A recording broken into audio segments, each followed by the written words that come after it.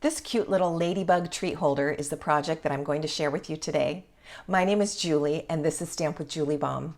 This is one of the projects that we made at Stamp Club in June of 2023, and I'm going to take you through step by step how to make one. Let's get started.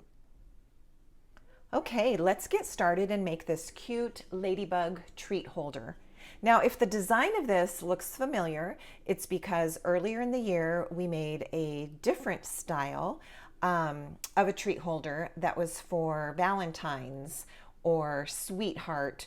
It had that kind of a theme. And so I will link that video here in case you want to go back and watch that one. Today's is kind of a summery theme with the red paper and the ladybug and so forth. So let's get started. All right, you're going to need a piece of designer series paper that measures 4 inches by 6 inches. I'm using this red kind of a gingham plaid. It is a retired paper. It came in a packet with a whole bunch of different colors. If you have some of this, great. Otherwise, look through your stash. Really, any kind of a red background, a little soft print would work. And if you don't have any that work, you can certainly get a pack of the Brights designer series paper, and then you would have some red options in that. All right, we're going to do some scoring on this. So with it in the portrait position, we need to make a score line at 1 inch and also at 3 inches.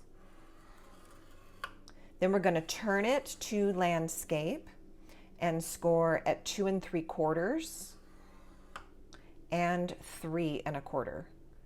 And I'm sorry if that's confusing that these were not on the right spot. I have these marked for some other projects that I was working on. So from what I said, you've got 1 3 inches, and then turn it 2 3/4 inches and 3 1/4 inches. All right, so we can move our Simply Scored out of the way. And we're gonna want to grab a bone folder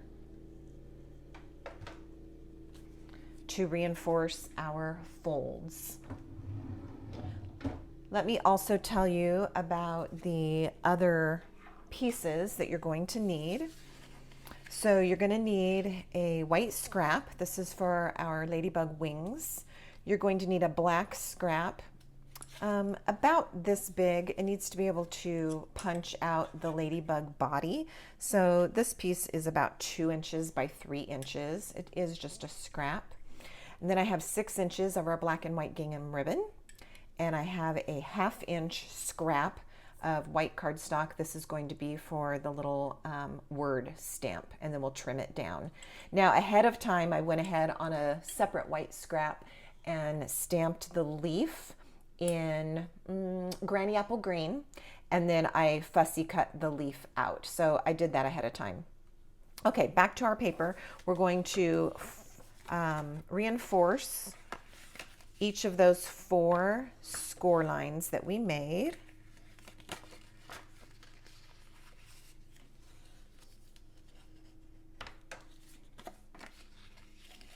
Then we're going to do some manipulating of the paper.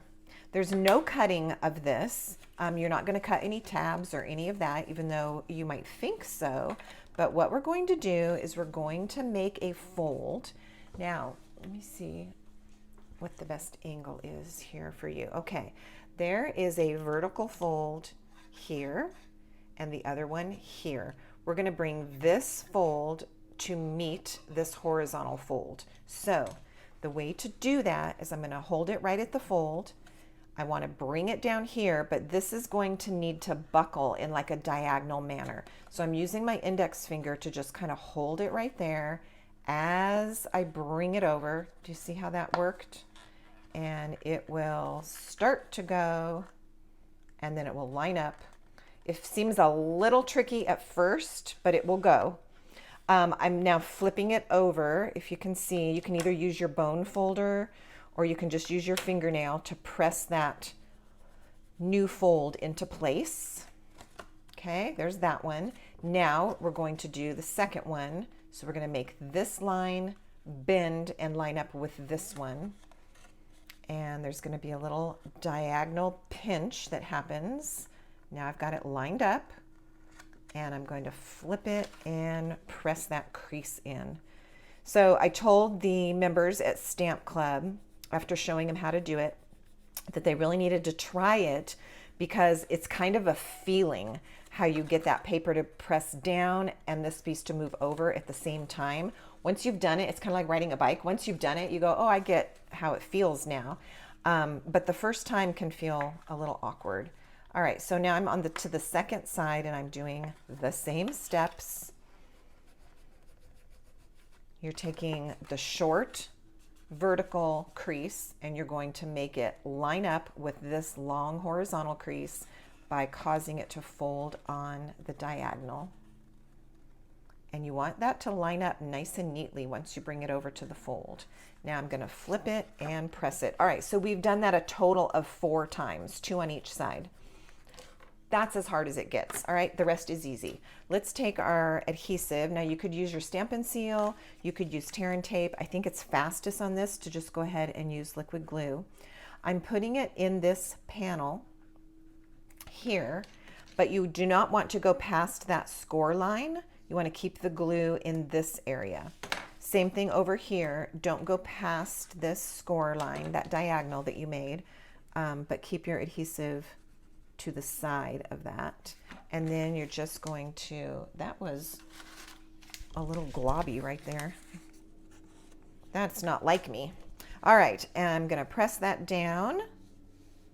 So it kind of looks like you just ruined all the hard work that you did, but watch the magic, because what happens is those are sealed, but that little pocket part is still open. You see that? Okay, now we're gonna do the same thing on the other side. So put your adhesive in that one area. Don't go into the middle between the diagonals. And press it flat. And now you've got all your sealed edges are finished. And when you bring this together, you create that little pocket on the inside. And now at this point, we're going to put a Dove chocolate in here, but a single Ghirardelli Square will also fit in there just fine. So let me get my chocolate. I liked the red foil that I was able to find this time. This is the Dove dark chocolate. So that can just go into that little pocket. You might be able to fit 2 in there. With a lot of motion, it would fall out. So I don't recommend 2, but you might be able to get away with it. All right, then we're going to punch a hole here at the top of this. And remember when I had that glue squish out? Okay, I got some here. It's not going to matter at all because our leaf is going to go there, but I'm just pointing out that that's what you're seeing here. Okay, up here at the top, I'm just going to punch a simple hole punch, just a normal, you know, office supply store or Amazon hole punch. That's going to be for our ribbon. Okay, now let's do the creation of our little ladybug, and then we'll come back to this and put it all together. All right, on that black scrap of cardstock, we're going to punch out the ladybug body. So you can just slide your cardstock into there, punch that out. And now we need to make some wings for our little little ladybug. So I have a white scrap here. Now I made it a little bit long because I am going to need to feed it down into the punch like so. All right, so I left a little length so that I would have something to hold on to. All right, now it might seem a little bit backwards, but I'm going to do my dots, my black dots first. So let me get a black ink pad here. Okay, normally my brain would work this way. I would stamp my red wings and then I would put the black dots inside, right? That kind of seems like the process. But I have found on these particular 2 stamps, it works best to do it the other way around. So let's see if I have a Stampin' Pierce mat handy. Here we go. All right, so the first thing I'm going to do are my dots.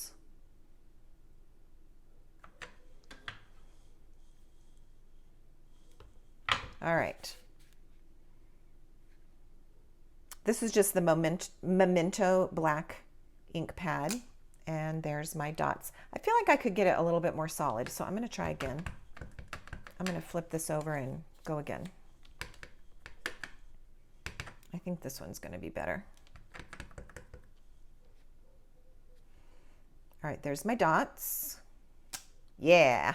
Okay, then we're going to do our red, and I'm going to use real red. I believe that is going to match our designer series paper. And now get the little wings inked up. And then you will kind of need to look down through the stamp. Let's see if I can do it and show you without getting myself into the shot. So you're going to look down through the wings and you're going to line up the dots of the stamp right over the black dots that were already created and lower your stamp. And then let's see how we did. There we go. I feel like I get them much straighter that way, even though it's maybe not perfect. If I do the wings first and try to stick the dots in there, it's always off. Okay, so now I can slide this down into the punch. Line up all the edges so it looks even. And punch. Ooh, that's a little crooked. I'm glad I caught it. Let me try again. Let me try again. Okay. All right, and then we've got our wings, and that extra little mistake on the back is never going to show because we're going to glue this down to our ladybug body, like so. All right. The next thing we're going to do is start putting these pieces together.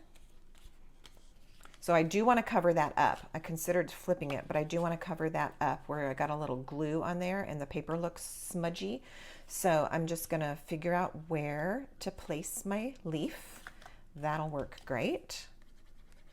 I'm just kind of putting the glue in the middle because the edges of the leaf are slightly larger than the project, and I just wasn't sure what might stick out. So see how this side is going to stick out? So I wanted to make sure there was no glue there. And since we haven't shut this, it's easy to lay it flat if you want. Get that pressed on there. Now let's place the ladybug. So she can go this way, she can go this way. It's really entirely up to you.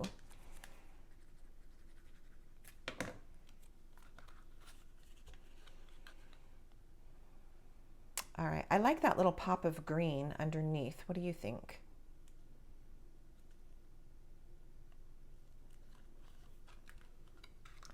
All right, pressing that into place. Now we need to stamp our words. So let's do that next on this little 1/2 inch strip. And it simply says hello. I need my black ink again. I'm going to stamp close to the left side of my strip. That way I have plenty of space on the right to do my trimming and my little banner end.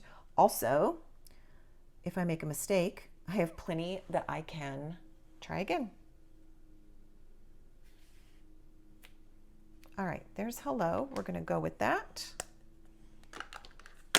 My black seems a little inky. I'm going to make sure that that's dry before I go touching it. All right, then I'm just going to trim it out. So I'm going to leave the left side alone. I'm going to take the right side, trim, but leaving some space. And then we'll do our little banner end on here, snip towards the middle, then go from the corner to that place you just snipped and the other corner to the center. There we go. Okay, and same thing with your words. You can determine the placement where you, that would be cute, where you want it to go. I did the other ones up here, but I also did this piece a little bit shorter. So I think I'm gonna go down here on this one. Then I'll have a different one. I'll show you both of them at the end and you can see the difference. So a little bit of multi-purpose liquid glue would be fine. I feel like it's a little lumpy down here since that's where the placement is gonna go. So I'm gonna use a small piece of tear and tape just to give it that extra sticking power.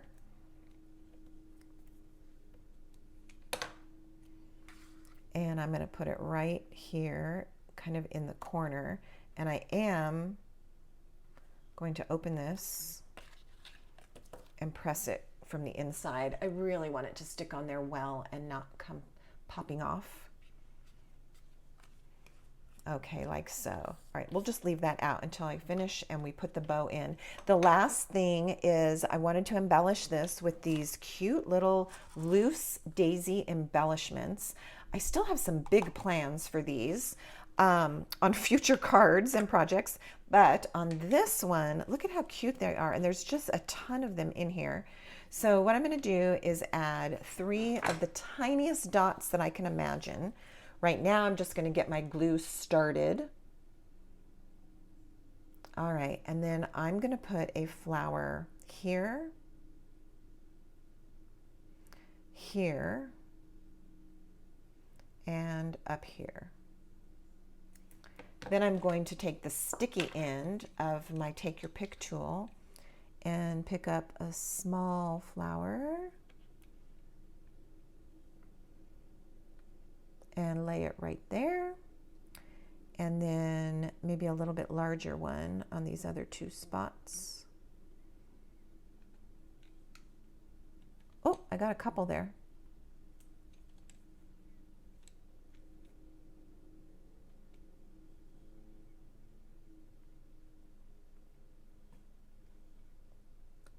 I mean, I'm in love with the ladybug already, but I kind of think the little daisies just set it off. Aren't they sweet? All right, so there's my 3 little daisies. Okay, let's put our treat back inside and close it up with our ribbon. So I've got about 6 inches of the gingham ribbon. I'm going to take the 2 loose ends. You'll get 2 different looks depending on if you thread it through the front or if you thread it through the back. I tend to prefer the back because of the look that it gives. So I'm going to thread those ends from the back to the front.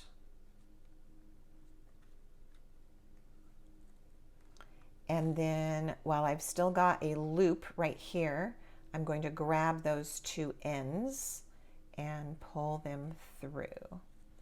So I like how that finishes with that little front band right there on my knot. If you do it the other way, then this would be on the front and you have kind of like the V with the ribbon coming up through it. So you can determine if you want to go through the front to the back or from the back to the front. And then once you've got that snug, and I do like to remind you, you should pull each of these pieces separately. You can actually tighten up your knot with less danger of tearing it that way. And then just trim your ends if they're a little bit long or if they got frayed in the process. There you have it. Okay, so let me show you. This is the one that I just made with the hello at the bottom. And here are a couple that were made the other night for examples at Stamp Club, and I've got the hello at the top. This one, the ribbon treatment was the same that I just did, and this one is the reverse. This one needs to get trimmed up a little bit, it looks like. All right, so there you have it. Now remember, this doesn't have to be a treat with just a ladybug on it. You can change up your designer series paper, change up your stamped images. This could be balloons, this could be a little critter, this could be flowers, just anything that you can imagine. Change up your colors, your stamped and punched or die cut images, change your ribbon, and really you have a small treat or placeholder for just about any occasion that you can imagine. Thank you so much for watching. If you enjoyed this video, I invite you to subscribe to my channel and do ring that notification bell so that you don't miss any videos that I put up here. And also, if you will open the description box below this video, I put a lot of great information for you down there, including a host code and information about the dimensions of the product, or for the project, and then also product links and shopping links. So until next time, thanks for watching and happy stamping.